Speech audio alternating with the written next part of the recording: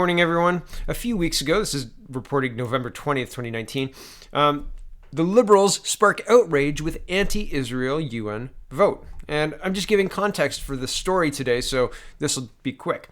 Changing course dramatically from previous years, on November 19th, Canada voted for a UN measure that refers to occupied Palestinian territory, East Jerusalem included, and seems to put the onus for peace in the region solely on Israel. Sponsored by North Korea, Egypt, Nicaragua, Zimbabwe, and the state of Palestine, the measure also reaffirms the right of the Palestinian people to self-determination, including the right to their independent state of Palestine.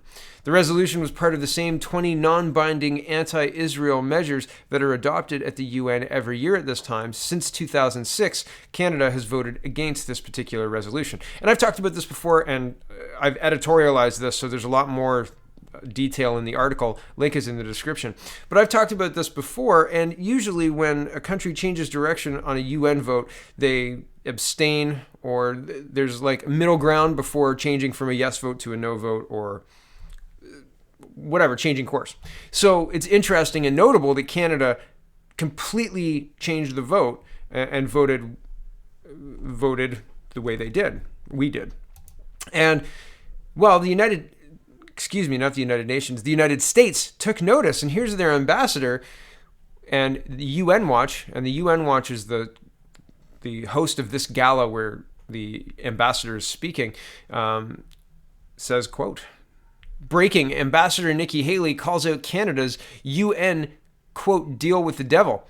In a bid for UN Security Council seat, the Trudeau government, quote, surprised Israel's friends by voting for a North Korean resolution that challenges the legitimacy of Israel. UN Gala, or UN Watch New York Gala, December 5th. And we're going to listen here. And a lot of times when I play Twitter clips, the audio isn't right, but the YouTube clip audio is correct. So I'm hopeful. The audio isn't very great on this anyway. Like, it sounds kind of tinny anyway, but the link is in the description if you want to hear the whole thing. This is the Ambassador Nikki Haley talking about Canada's deal with the devil. Here we go. 2 weeks ago, Canada surprised Israel's friends by voting for a North Korean resolution that challenges the legitimacy of Israel. This is a resolution that Canadian governments for years have voted against. One observer said Canada is making a, quote, Faustian bargain, trading its integrity for a seat on the Security Council. I speak from experience when I say the United Nations presents many such opportunities to strike a deal with the devil. Standing up for our principles and our allies is a constant struggle, which is another reason why I'm so grateful to UN Watch. And so when the ambassador of the United States is taking notice and saying, hey, that's a deal with the devil, and aren't we your biggest trading partner? And don't we share the longest unprotected border in the world, or one of them? Yeah, I mean, it's concerning, and a Faustian bargain is a deal with the devil. It's the same, it's like that's the story. And I mean, man, there are so many moves that the Trudeau government has made, from bad trade negotiations to ignoring Trump's very clear requests on the world stage for access to milk to make USMCA happen, to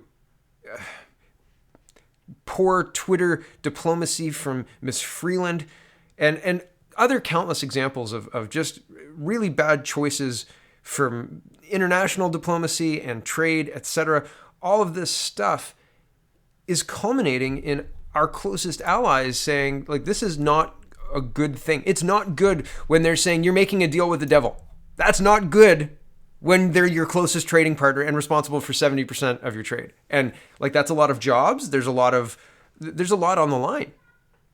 And so it's interesting how tone deaf Trudeau continues to be, right? And continues to double down on this. And we'll see even further. It's not just Nikki Haley taking notice. It's American press too, because the Canadian press doesn't hold Trudeau accountable. So it's just, I mean, it's interesting to note, right? Here's a little bit of local Canadian news.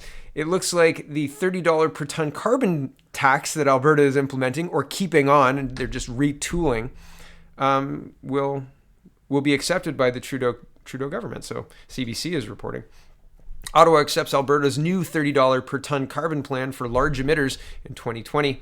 The federal government will accept the Alberta government's latest plan to tax the greenhouse gas emissions of large industrial facilities at a rate of $30 per ton in 2020. Federal Environment Minister Jonathan Wilkinson said Friday his department agrees that Alberta's system will meet federal requirements for large emitters like oil sands operations, natural gas producers, chemical manufacturers, and fertilizer plants.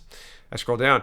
Alberta already has a carbon pricing system that charges large emitters a rate of $30 per ton. It was brought in by the previous NDP government. The new United Conservative Party government plans to modify that system, however, starting on January 1st. While the carbon price will remain at $30 per ton, that price will only effectively applies to emissions above a target level.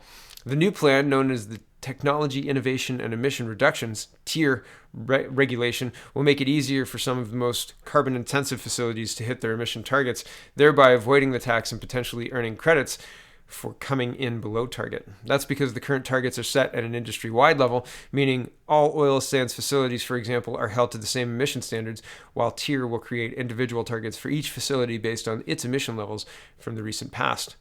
The province estimates that switching to the new system will save the industry more than $330 million in avoided compliance costs in 2020. The change in targets will apply to all industrial categories except electricity generation. Yeah, because you can pass that down to the consumer, right? Easy peasy. You don't want manufacturing to suffer though, because it's two steps, right? Just in case the business runs into a cash flow issue. It's incredible, really. Like, they're going to game the system so that it looks like their carbon tax is working, and it doesn't do anything. And you can see that clearly by looking at the carbon emissions in British Columbia and understanding they've had a carbon tax since 2008. I mean, it defies. It doesn't. They've done this many times before, honestly. So instead of actually doing anything meaningful, they will tax people and change the game. There you go. No problems. Jobs. Oh, right. The Canadian economy posts worst month for job losses in more than a decade. Oh, right. It's not actually working. It's just smoke and mirrors. But fundamentally, right, like, they'll just change the game and go through the courts to make sure that the new game sounds pretty good. Close enough, right? Right. It's the end of the world, except, we've got to massage these numbers a bit better. Ridiculous. And who suffers? Everything is more expensive. And because everything is more expensive, employers can't afford to keep the same amount of staff on. Because everything is more expensive, apples are £3 instead of £5, right? For the same price. It's wild what's happening. And it seems like either nobody cares or everyone feels powerless to do anything about it. Because it's all just electricity is going up. Taxes are going up, gas prices going up, food prices going up. Your salary is staying the same, right? Get another job, pay more taxes. What are you supposed to do? It's incredible, right? Anyway, back to this. Canada's labour market in November recorded its worst month for job losses in more than a decade, the latest sign that employers are stepping back from a strong pace of hiring. The economy shed about 71,000 positions in the month, while the jobless rate jumped to 5.9% from 5.5% in October. Statistics Canada said on Friday, economists had expected 10,000 jobs to be added in November, according to Bloomberg's consensus estimate. It's a picture of the Canadian labour market that has gone from running hotter than we expected, given the gross domestic product readings, to looking ice cold, said Royce Mendez, senior economist at Canadian Imperial Bank of Commerce. I scroll down a bit. Through October, roughly 365,000 more Canadians were working this year, which represented the strongest year-to-date job growth since 2002. But with November's job loss, the numbers of employed Canadians has risen by 1.6% over the past year, which marks a considerable slowing from the growth rates north of 2% in 6 of the previous 7 months. So, like I said, if you just look it up to October, it was a great year. But if you include November, ooh, ouch, that slashes the growth to 1.6, and that's not good, right? So it's just about changing the game, right? Back to this. Growth has decelerated, and that's sort of what we expected to happen, Mr. Mendez said. What's surprising is that it all happened in 1 month. Quebec shed roughly 45,000 jobs, with manufacturing accounting for a substantial portion. Both Alberta and British Columbia saw losses of roughly 18,000 positions, while Ontario was the only province to notch a sizable gain for the month at more than 15,000 jobs.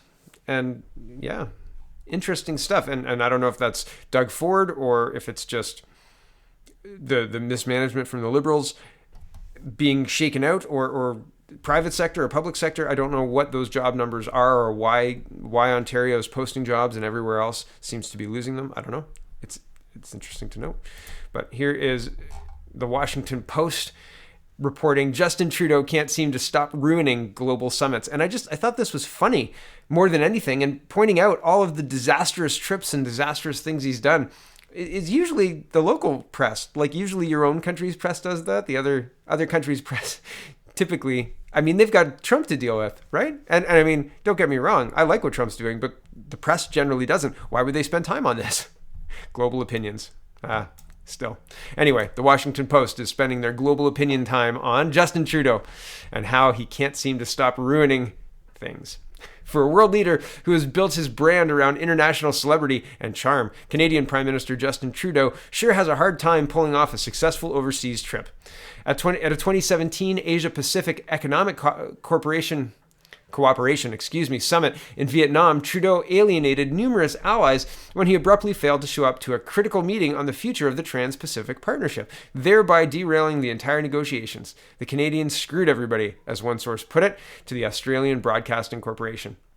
When a subsequent visit to Beijing to push for free trade ended in failure, allegedly because Trudeau insisted on progressive human rights provisions for which the Chinese had predictably little interest, China's dismissive nickname for the Prime Minister, Little Potato, entered Canada's political lexicon. You're not supposed to say it in Parliament anymore. And it links to an article about Pierre Poilievre talking about multiple times bringing up Little Potato, underlining the fact that it's been banned from being said in Parliament, right? And he was explaining, like he wasn't calling Trudeau Little Potato. He was explaining. It was quite funny.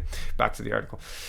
And then there was his infamous 2018 visit to India, a mind-boggling comedy of errors that included everything from tasteless costumes to a snub on the tarmac to a convicted terrorist on the guest list for dinner. Yeah, and just when the foreign press is spending time, and yeah, this is global opinion, so I'm sure this is this guy's beat, but still, when the foreign press is pointing out the failings of the Canadian government better than the state-sponsored, bought and paid for local guys, that's a problem, right? That's problematic. That's indicative of maybe a press that isn't doing their job appropriately. Maybe, who knows what's going on, but when Trudeau can, waltz into re-election by just screaming, "Racist, you racists!" There's something going on. And it's not that all of Canada turned racist and Justin Trudeau is beyond reproach. The blackface guy is the one you're going to listen to? Really? Unbelievable. Anyway. Yeah. There's something rotten in the state of Denmark, right? William Shakespeare had it right. And that state currently that is rotten is Canada. It's very clear to anybody looking. Thanks for watching, everybody. Check out CanadaPoly.com and have a wonderful, wonderful day.